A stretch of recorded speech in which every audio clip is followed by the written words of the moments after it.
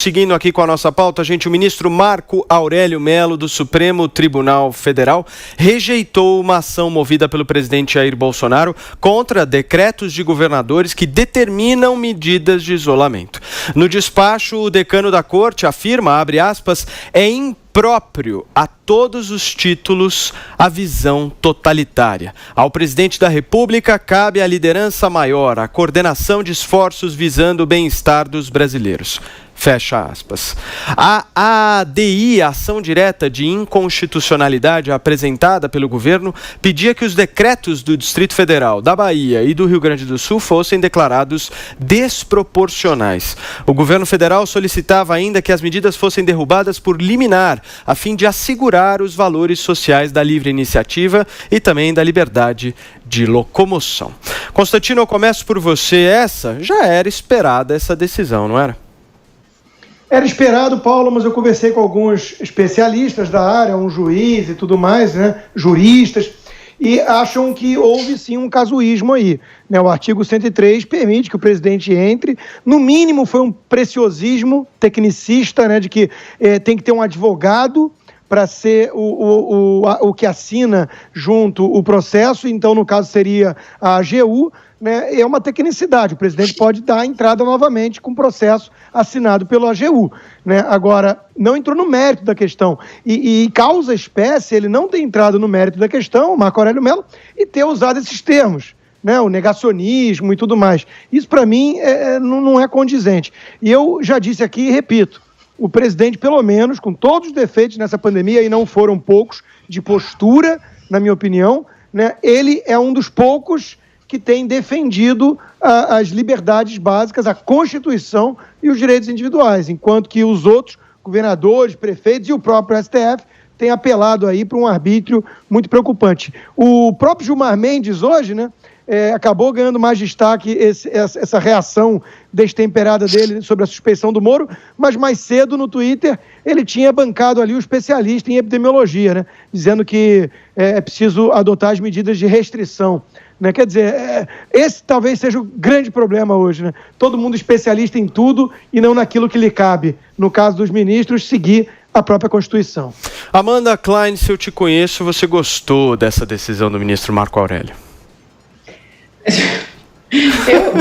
Eu acho que... Sabe o que eu acho? Eu acho que ele deveria ter feito diferente. Eu não gostei não, sabe, Paulo? Sabe por que eu não gostei? Porque eu acho que ele deveria ter analisado o mérito. E, na verdade, ele analisou apenas um erro processual. Como disse o Constantino, eu também conversei com alguns juristas, e é engraçado porque há uma contradição, um debate entre esses juristas. Alguns dizem que ele poderia ter entrado com esse processo, o próprio presidente assinado de próprio punho, e não por meio do advogado-geral da União, e outros dizem que não. E citaram também, como Constantino trouxe, o artigo 103 da Constituição Federal, que diz que podem propor ação direta de inconstitucionalidade e ação declaratória de constitucionalidade o presidente da República. Mas dizem que outra coisa é essa capacidade postulatória que o Marco Aurélio decidiu, entendeu, que o presidente não tem, que ele deveria ter sido representado pelo advogado-geral da União. Agora, se de fato for séria essa iniciativa do presidente Bolsonaro de contestar as medidas restritivas adotadas pelo Estado, ele pode, em 10 segundos, protocolar exatamente a mesma DIN de novo, com a assinatura do advogado-geral da União. Então, não tem nenhum problema em relação a isso. Vamos ver, vai ser interessante observar se ele vai fazer isso ou não. Agora, mais importante observar é o recado, puxão de orelha, um puxão de orelha forte, que o Marco Aurélio colocou quando ele disse que, ante os ares democráticos vivenciados, em próprio a todos os títulos e a visão totalitária ao presidente da República, cabe a liderança maior, a coordenação de esforços visando o bem-estar dos brasileiros, ou seja, reiterando aquela decisão do Supremo do ano passado de que estados e municípios têm autonomia para impor medidas restritivas, mas cabe à União, cabe ao governo federal, ao Poder Executivo coordenar essas ações. Em nenhum momento o Supremo exime o Poder Executivo de responsabilidade. O Jorge, você concorda com a Amanda? Concordo em parte. O ministro Marco Aurélio, ao decidir não decidir, na verdade o que ele fez foi uma decisão cômoda e política. Ele usou seu voto para atacar o presidente da República. Mais uma vez, a cúpula do Poder Judiciário, aquele que deveria ser o guardião da Constituição, está atacando o chefe do Poder Executivo.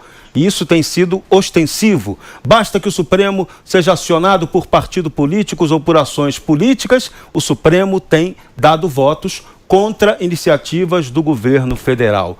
Isso não é legítimo. Repito, isso está causando a secessão no Brasil. Isso está agravando a guerra de todos contra todos os poderes. Isso está gerando um problema institucional para o país. Então, o Supremo Tribunal Federal, a Constituição, quando definiu muito bem o papel do Supremo Tribunal Federal e do presidente da República, o papel do Supremo é cuidar da Constituição e não usar a Constituição e seu regulamento excessivo para atacar o Poder Executivo, como está acontecendo agora numa campanha quase infamante. Muito bem. E aí, Marco, e essa rejeição aí do Marco Aurélio? É uma questão técnica, né? Ali é que tem uma diferença entre legitimidade de petição e capacidade postulatória.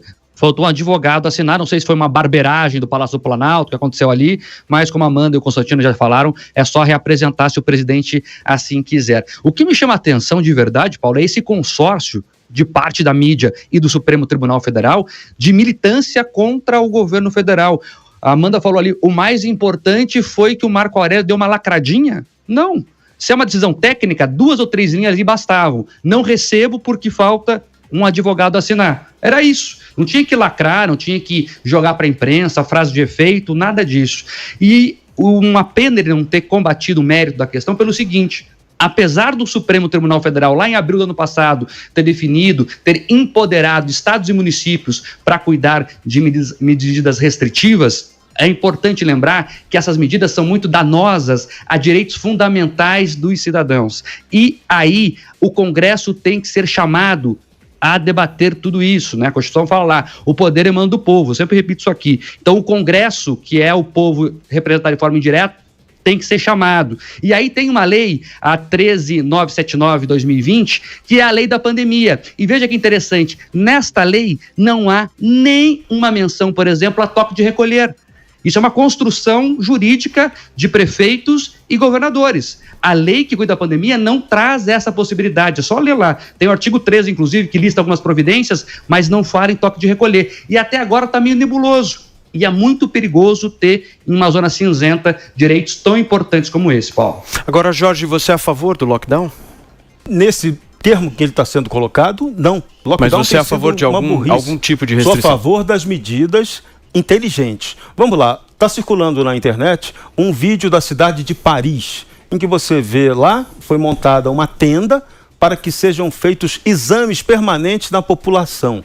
Então, a população identifica logo quem está com Covid e ele já recebe o tratamento rápido e imediato. Essa é a medida profilática ideal, eficiente. E não fazer lockdown. Paris não está em lockdown. Está todo mundo usando máscara, respeitando o distanciamento social e respeitando a democracia. Aqui o que está acontecendo e que é muito grave, a nossa Constituição ela é municipalista.